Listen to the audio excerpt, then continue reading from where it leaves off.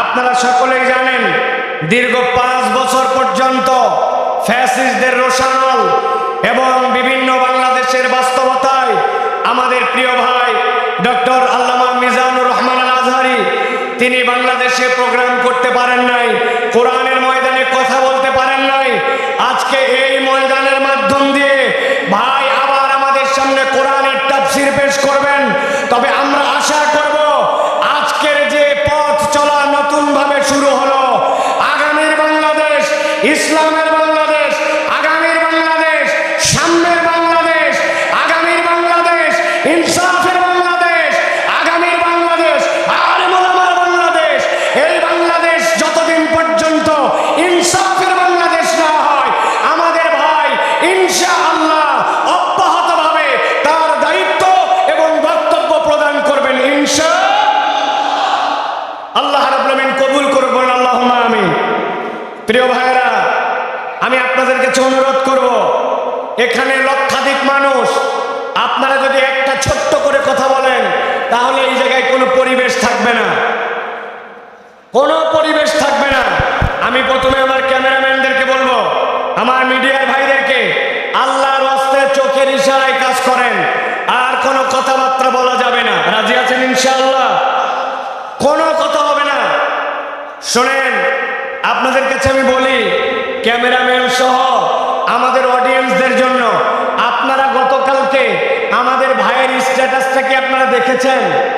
উনি বলেছেন এইটি ইনশাআল্লাহ ওয়ার্ম আপ। ওয়ার্ম আপ মানে কি? গা গরম করার খেলা, গা গরম করার ম্যাচ। ভাই এটার উপর করতে বুঝিয়েছেন। আপনাদের বিহেভিয়ার, আপনাদের আচরণ, আপনাদের পরিবেশ, এইগুলা দেখে নেক্সটের প্রোগ্রামের জন্য আপনাদের কি করণীয় এবং আপনাদেরকে অ্যালাউ করা হবে কি হবে না এই সিদ্ধান্ত আসবে। সুতরাং আমরা এমন কিছু না করি যেটা আমাদের মাহফিলের সৌন্দর্য নষ্ট করে। আমরা সকলে সেই দিকে সচেতনভাবে খেয়াল রাখি। আমরা সকলে মিলে যদি একটা চমৎকার পরিবেশ উপহার দেই, তাহলে ইনশাআল্লাহ আমরা এটা প্রমাণ করতে পারবো যে কোরআনের ময়দানের জন্য, তাফসীরের ময়দানের জন্য বাংলার মাঠ প্রস্তুত আছে ইনশাআল্লাহ। প্রত্যেকটা জেলা, বিভাগ, বিভিন্ন জায়গায় আমরা প্রোগ্রাম করতে পারি, ঠিক কিনা? এই জন্য আমাদের সহযোগিতা দরকার। আল্লাহ আমাদের সকলকে এই সহযোগিতার মন মানসিকতা নিয়ে কোরআনের পক্ষে কাজ করার মতো তৌফিক দান করেন, বলেন আল্লাহুম্মা আমিন। প্রিয় ভাইরা, জুমা পূর্ব এর সংক্ষিপ্ত অধিবেশনে আমি আপনাদের কাছে মূল্যবান একটি বিষয় থেকে সংক্ষিপ্ত কিছু কথা বলবো। প্রিয় ভাইরা, সময় অত্যন্ত সংক্ষিপ্ত, কিন্তু বিষয়টি অত্যন্ত গভীর। আজকে আমরা এই সংক্ষিপ্ত সময়ে যে বিষয়টিতে কথা বলতে চাই সেটি হচ্ছে, মানুষ এই দুনিয়ার জীবন যখন শেষ করবে, দুনিয়ার জীবন শেষ করে মানুষ আবার আল্লাহ রাব্বুল আলামিনের সামনে যাবে। যখন মানুষ আল্লাহ রাব্বুল আলামিনের সামনে যাবে এবং আল্লাহর কাছে তার আমলনামা নিয়ে উত্থিত হবে, দুনিয়ায় যেরকম ঘরে পর্দায় সকল মানুষ একসাথে থাকে, ওই দিন আল্লাহ রাব্বুল আলামিনের সামনে সব মানুষ একভাবে উঠবে না। হাসরের ময়দানে মানুষদেরকে আল্লাহ রাব্বুল আলামিন হিসাবের বেলায় 4 দলে বিভক্ত করবেন। হাসরের দিনে হিসাবের বেলায় মানুষ কয় দলে বিভক্ত হবে? সকলে কথা বলেন নাই, সকলকে একসাথে বলতে হবে। হাসরের দিনে বিচারের বেলায় মানুষ কয় ভাগে বিভক্ত হবে? সকলে হাতগুলা নিচে নামান। আমি যখন জিজ্ঞাসা করব, সব কথা বন্ধ, সব কথা বন্ধ করে আপনাকে এখন আলোচনার কথায় উত্তর দিতে হবে। হাসরের দিনে বিচারের বেলায় মানুষজন কয় দলে বিভক্ত হবে? 4 দলে। গভীর মনোযোগে শোনেন, আমরা সংক্ষিপ্ত সময়ে 4 দলের পরিচয় এবং কোন দল আল্লাহর কাছে সফল হিসেবে বিবেচিত হবে সেই দলে যেন আমাদের নাম অন্তর্ভুক্ত হয়, সেই কথা কয়টি শুনেই আমরা ইনশাআল্লাহ আমাদের কথা শেষ করব। আল্লাহ যেন আমাদেরকে আমলের নিয়তে কথাগুলি শোনার তৌফিক দান করেন, বলেন আল্লাহুম্মা আমিন। আল্লাহ রাব্বুল আলামিন কোরআনুল কারীমের সূরা মুমিনুন, সূরা মুমিনের মধ্যে আল্লাহ রাব্বুল আলামিন কিয়ামত পর্যন্ত আগত মানুষদের জন্য বলছেন, দুনিয়ার মানুষ ভালো করে খেয়াল করো। আল্লাহ বলছেন, আফা হাসিবতুম আন্নামা খলাকনাকুম আবাসা, তোমরা কি মনে করো নাকি তোমাদেরকে দুনিয়াতে অযথায় অযথায় উদ্দেশ্যহীন তোমাদেরকে সৃষ্টি করা হয়েছে নাকি? আল্লাহ বলছে না, দুনিয়ার মানুষ তোমাদেরকে বিনা কারণে উদ্দেশ্যহীনভাবে সৃষ্টি করা যেমন হয় নাই, সেরকম এইটাও তোমরা ভাবো নাকি? ওয়া আন্নাকুম ইলাইনা লা তুরজাউন, আল্লাহর কাছে তোমাদেরকে বোধহয় ফেরত আসতে হবে না। আল্লাহ এর দ্বারা বোঝাতে চান, বান্দা তোমাকে অযথায় সৃষ্টি করা হয় নাই, আবার আল্লাহর কাছে তোমাকে ফেরত অবশ্যই আসতে হবে, ঠিক না? দুনিয়ায় অনেক নাস্তিকেরা আছে, নানান ধরনের ইসলামের বিপক্ষে কথা বলে, কোরআনের বিপক্ষে কথা বলে। আমরা মাঝে মাঝে বলি দুনিয়ায় কোরআনকে অস্বীকার করো, এরকম দুঃসাহস অনেকে দেখায়, অনেক কথা বলে, কিন্তু তাদের কাছে আমাদের চ্যালেঞ্জ, পুরা কোরআন তোমাকে অস্বীকার করতে হবে না। তোমার যদি সাধ্য থাকে, আল্লাহ কোরআনুল কারীমের মধ্যে বলেছেন কুল্লু নাফসিন যায়িকাতুল মাউত, এই দুনিয়াতে যে জীবন নিয়ে এসেছে তাকে মৃত্যুবরণ করতে হবে, পুরা কোরআন অস্বীকার করতে হবে না। তোমার সাধ্য থাকলে 100, 150, 200 বছর বেঁচে দেখাও। দুনিয়ার মানুষ তার জীবন যদি তাকে মৃত্যুর স্বাদ গ্রহণ করতে হয়, তাহলে ওই মানুষ যেরকম কোরআনের একটা আয়াতকে অস্বীকার করতে পারে না, আল্লাহ বলছেন তুমি যতই লাফাও না কেন, প্রকৃতার্থে তুমি আল্লাহর বিধানের বাইরে যেতে পারবে না। আল্লাহ রাব্বুল আমিন বলছেন, যেহেতু আল্লাহ রাব্বুল আমিন তোমাকে অযথা সৃষ্টি করেন নাই, আল্লাহ রাব্বুল আমিন তোমাকে যৌক্তিক কারণে তার কাছে ফেরত আসতে হবে, এটাও স্মরণ করায় দিচ্ছেন। এবার আল্লাহ নিজের পরিচয় দিচ্ছেন, ফাতাআলাল্লাহুল মালিকুল হক লা ইলাহা ইল্লা হুয়া রাব্বুল আরশিল কারীম।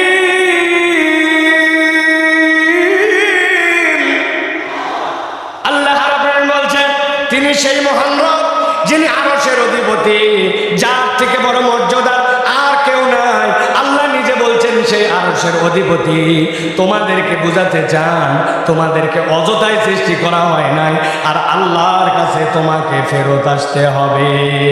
এই জন্য আল্লাহ বলছেন ওয়া মাইয়াদউ মা'আল্লাহি ইলাহান আখার, তোমাদের মধ্যে থেকে আল্লাহকে যে ইলাহ ছাড়া, আল্লাহ ছাড়া অন্য কাউকে ডাকো তোমরা, অনেক সময় আল্লাহ ছাড়া অন্যের কাছে সাহায্য চাও, আল্লাহ ছাড়া কেউ ভালো মন্দ করতে পারে এরকম বিশ্বাস করো।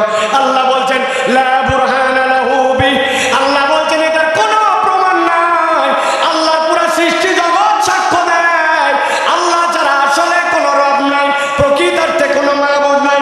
আল্লাহ বলছেন ফা ইন্নামা হিসাবু ইনদা রাব্বিহি, জেনে রাখো আল্লাহর কাছে তোমাকে হিসাব দিতে হবে। ইন্নাহু লা ইউফলিহুল কাফিরুন, আল্লাহ বলছেন, রব্বুল আমিন তোমাদেরকে বলছেন আল্লাহকে যে অস্বীকার করে, আল্লাহকে যে মানে না, আল্লাহ গ্যারান্টার হচ্ছেন সে কখনো সফল হতে পারবে না। তাহলে আল্লাহ রাব্বুল আলামিন বলছেন কাফের মুশরিকরা কখনো সফল হতে পারবে না। আর আল্লাহ বলছেন আল্লাহ তোমাকে অযথায় সৃষ্টি করেন নাই, আল্লাহর কাছে তোমাকে ফেরত যেতে হবে। এবার জিজ্ঞাসা করব, আমরা কি এই ঈমানটুকু ন্যূনতম বিশ্বাস করি যে আল্লাহর কাছে আমাদেরকে ফেরত যেতে হবে? হাত তুলে আল্লাহকে দেখান, আল্লাহর কাছে আমাদেরকে ফেরত যেতে হবে। কথা বলেন, 2 হাত তোলেন, শক্ত করে 2 হাত তোলেন।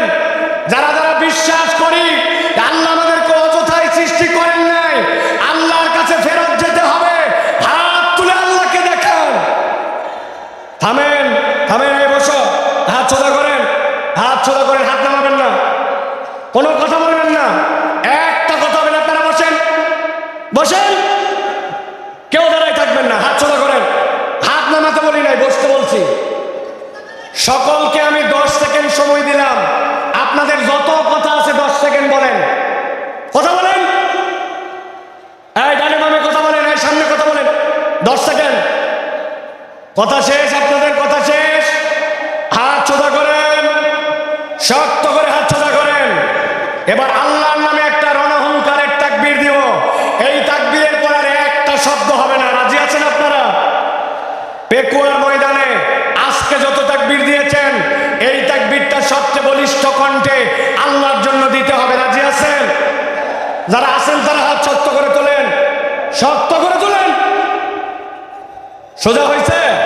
এবার হাতটা বুক বরাবর না, নেই বরাবর, বুক বরাবর নিছেন সবাই। এবার আমি লিল্লাহে তাকবীর বললে হাত দুটো উপর দিকে ছুঁড়ে দিয়ে আল্লাহু আকবার বলতে হবে। পারবেন সবাই? পারবেন সবাই? রেডি সবাই? এরপরে আর কোনো কথা হবে? হবে? কাতার নিয়ে বসেন, ডানে যারা আছেন বসেন, জুমার নামাজ হবে এক্ষুনি। কাতার নিয়ে বসেন সকলে, সকলে রেডি আছেন? আর কোনো কথা হবে? রেডি তাহলে সকলে, এটা প্রমাণ দিতে হবে। আমি লিল্লাহে তাকবীর বললে আকাশের দিকে হাত ছুঁড়ে দিয়ে আল্লাহু আকবার বলবেন। পারবেন ইনশাআল্লাহ? দেখি একটা তাকবীর দেন। লিল্লাহে তাকবীর, লিল্লাহে তাকবীর। আল কোরআনের আলো, আল হাদিসের আলো, তোমার নেতা আমার নেতা, তোমার নেতা আমার নেতা, আলেম ওলামা যেখানে, আলেম ওলামা যেখানে, আল্লাহর আইন যেখানে, লিল্লাহে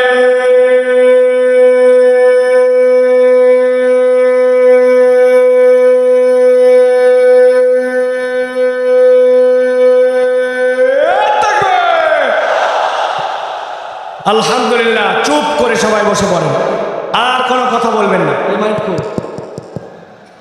বসেন সবাই, আর কোনো কথা নাই। সাউন্ড চলে গেছে। প্রিয় ভাইয়েরা, সাউন্ড কই? সাউন্ড সাউন্ড সাউন্ড নাই। প্রিয় ভাইয়েরা, তাহলে আমরা সংক্ষিপ্ত সময় একদম আমরা আজকে জানার চেষ্টা করব হাসরের ময়দানে মানুষ মূলত আল্লাহর কাছে চার ভাবে তার আমল নামা নিয়ে উত্থিত হবে। কয়ভাবে? চার ভাবে। এক নম্বর, আল্লাহ বলছেন একদল লোক বিনা হিসাবে জান্নাতে যাবে, সুবহানাল্লাহ বলেন। আরেক দল লোক বিনা হিসাবে জাহান্নামে যাবে, নাউজুবিল্লাহ বলেন। আরেক দল লোক হিসাব হবে, কিন্তু হিসাবটা আল্লাহ সহজ করে দিবেন, জান্নাতে যাবে। আরেক দল লোক হিসাব হবে, কিন্তু হিসাবটা এমন কঠিন হবে ওই ব্যক্তিরা আল্লাহ রাব্বুল আলামিনের কাছ থেকে নিষ্কৃতি পাবে না।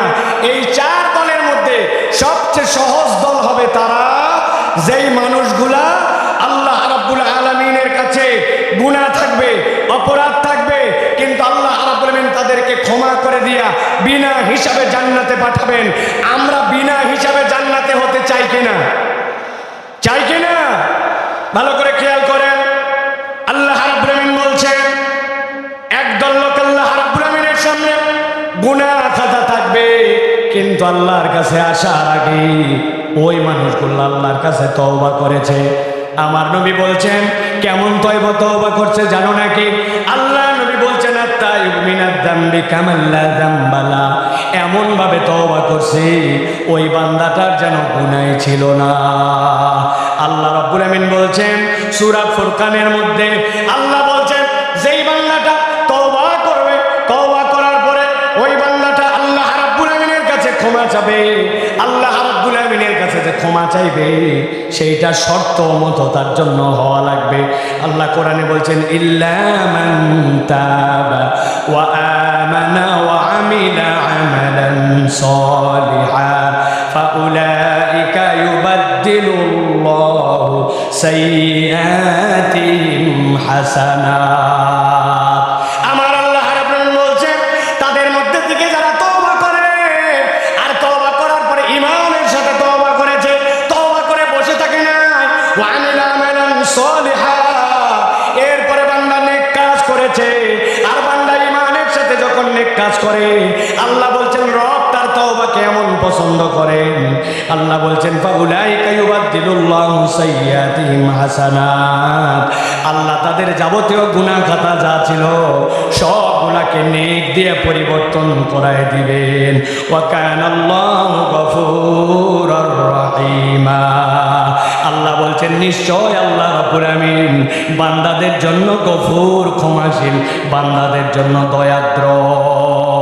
এত বড় মাহফিল আসলাম আর হই হই করলাম, জোরে জোরে স্লোগান দিলাম আর চলে গেলাম, কোনো লাভ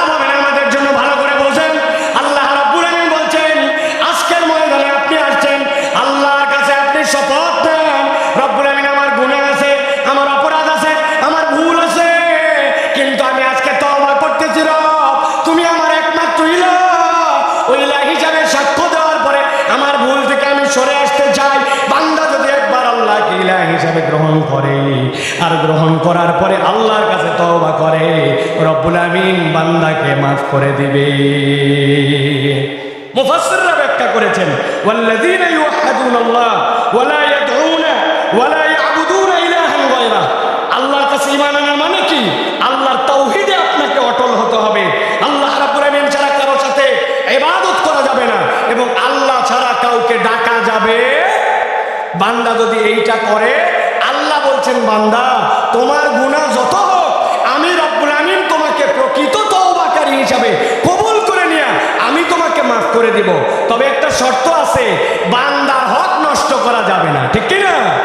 আপনি দেশের টাকা বিদেশে পাচার করে দিবেন, আপনি দেশের হরিলুট করে ফেলবেন, রাস্তাঘাট খেয়ে ফেলবেন, আপনি দেশের বিভিন্ন জায়গায় জালিয়াতি করবেন, যেই প্রজেক্ট অল্প টাকায় হয় ওইটা 10 গুণ 20 গুণ বাড়াবেন, এরপরে শেষ বয়সে এসে আল্লাহর কাছে তওবা করবেন, মাফ পাওয়ার কোনো সুযোগ নাই। মনে করছেন দেশের থেকে হয়তো বেরিয়ে গেছি, পালায় গেছি আর মাফ পেয়ে গেছি, এত সোজা নয়। আমি আপনাদের কাছে জিজ্ঞাসা করতে চাই, আমেরিকা কি আল্লাহর দুনিয়ার ভিতরে না বাইরে? কথা বললেন না, আমেরিকা আল্লাহর দুনিয়ার ভিতরে না বাইরে? কানাডা কি আল্লাহর দুনিয়ার ভেতরে না বাইরে? ফ্রান্স কি আল্লাহর দুনিয়ার ভেতরে না বাইরে? আমাদের পাশের দেশটা কি আল্লাহর দুনিয়ার ভেতরে না বাইরে? বললেন না যে আল্লাহর দুনিয়ার ভেতরে না বাইরে? আপনি কেমনে ভাবলেন আশপাশে পালাই যে আমি চিরমুক্তি পেয়ে গেলাম? আমি আমার ভাষায় বলি, ফুটবল খেলা মাঝে মাঝে শুরু হয় সেন্টার থেকে বল নিয়ে খেলতে খেলতে এপা ওপা করে ডিয়ের মধ্যে যায়, ডিয়ের মধ্যে থেকে এরপরে গোল দিকে কিক করে। আপনার কেবলমাত্র দৌড়ানি শুরু হয়েছে, এখনো বহুত দৌড়ানি বাকি আছে। আল্লাহ ধরা সবচেয়ে বড় ধরা। আল্লাহ ধরে না কিন্তু ধরলে আল্লাহ ছাড়ে না, ঠিক কি না? এই জন্য প্রিয় ভাইরা, আমাদেরকে স্লোগান দিও না এখন ভাই, কথা শোনেন প্রিয় ভাইরা। এই কথা বলার উদ্দেশ্য, আল্লাহর কাছে ক্ষমা নিয়ে আমাদেরকে বিনা হিসাবে জান্নাতি হওয়ার জন্য চেষ্টা করতে হবে। এটা একটা দল কয়টা বলছি? 4টা। চলেন এবার 2 নম্বর দল। বসেন আপনি। 2 নম্বরে কথাগুলো মনোযোগ দিয়ে শোনেন। আল্লাহ রাব্বুল আমিন বলছেন, একদল লোকের কোনো হিসাবই হবে না, বিনা হিসাবে জাহান্নামে ঢুকায় দেওয়া হবে। নাউজুবিল্লাহ বলেন। আল্লাহ কোরআনে বলছেন, সূরা বাকারা 217 নম্বর আয়াতের মধ্যে, ওয়া মান ইয়ারতাদিদ মিনকুম আন দীনিহি ফায়ামুত ওয়া হুয়া কাফির ফাউলাইকা হাবিতাত আমালুহুম ফিদ দুনিয়া ওয়াল আখিরাহ ওয়া উলাইকা আসহাবুন নারি হুম ফিহা খালিদুন। আল্লাহ বলছেন, একদল লোক অতি পণ্ডিত হয়ে যায়, আল্লাহর দ্বীনের উপরেই ছিল, কিন্তু এমন বুঝ আনছে, বুঝ এনে মুরতাদ হয়ে গেছে, আল্লাহর দ্বীন থেকে সরে গেছে। সে অনেক সময় বুঝে মুরতাদ হয়, অনেক সময় না বুঝেও মুরতাদ হয়। আমাদের দেশে না বোঝা একদল মুরতাদ আছে, এদের ঈমান বোঝানো আমাদের জন্য জরুরি। ছোট্ট করে বোঝানোর জন্য বলি, আমাদের দেশে এরকম মুসলমান আছে কিনা নামাজের ইসলাম পছন্দ করে, রোজার ইসলাম পছন্দ করে, যাকাতের ইসলাম পছন্দ করে, কিন্তু যেই না বলা হয় চোরের বিচার আল্লাহর আইন দিয়ে করা হোক, দেশটা আল্লাহর আইন দিয়ে চলুক, খেলাফত অনুযায়ী দেশটা পরিচালিত হোক, সেই না ওই নামাজি হাজী সাহেব পর্যন্ত রাজি থাকে না। এরকম মুসলমান আছে কিনা? উল্টা আমাদেরকে বলে, সাইফুল্লাহ ভাইকে তো কোনো দলের লোক মনে করতাম না, কিন্তু উনিও তো দেখি দলের কথা বলে। আল্লাহর দ্বীনের পক্ষে কথা বললে, আল্লাহর আইনের পক্ষে কথা বললে দল খুঁজে নামে পরিচয় দেয়, আসলে এইগুলা মুনাফিক মার্কা মুসলমান। ভালো করে বোঝেন। আল্লাহ বলছেন, কেউ যদি আল্লাহর দ্বীন থেকে মুখ ফিরায় নেয়, ফায়ামুত ওয়া হুয়া কাফির, এই অবস্থায় যদি মারা যায় তাহলে সে কাফের।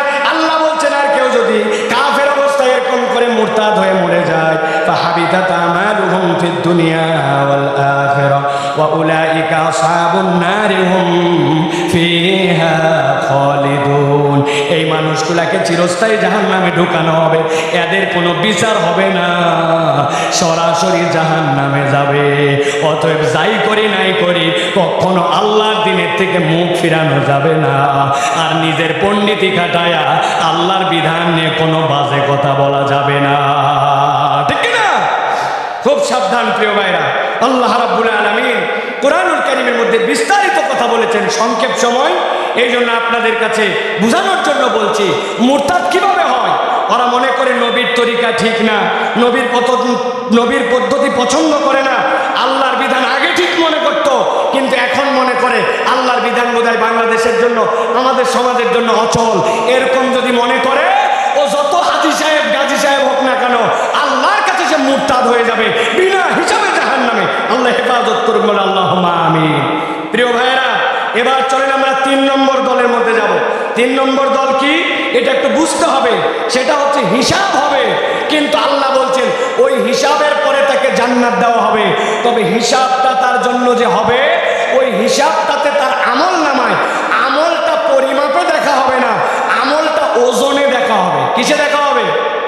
কথা বলেন, আমল কি আমাদের পরিমাপ হবে না ওজন হবে? আমার দিকে তাকান, কি হবে? ওজন হবে। এখন কথা হচ্ছে যে আপনার আমল নামায় সওয়াবও আছে, গুনাহও আছে, কিন্তু আমল নামাতে আমার ওজনটা কেমনে ভারী হবে? আমি আপনাদের কাছে বলতে চাই, একটা মানুষের জীবনে যদি তার আমল নামায় 3টা জিনিস যুক্ত থাকে, তাহলে তার আমল নামা ওজনে ভারী হয়। সুবহানাল্লাহ বলেন। 1 নম্বরে আপনার আমল নামার মধ্যে ঈমান লাগবে। কি লাগবে? একটা মুখ বন্ধ থাকবে না। আমল নামাতে ওজনে ভারী করতে হলে প্রথমে বলতে হবে কি লাগবে? জোরে বলেন ঈমান। ওই যে দাঁড়ায় আছেন যারা, কি লাগবে? ঈমান। ঈমান নাই আপনার কিচ্ছু নাই, ঈমান আছে আপনার কিছু আছে। সুবহানাল্লাহ বিহামদিহি।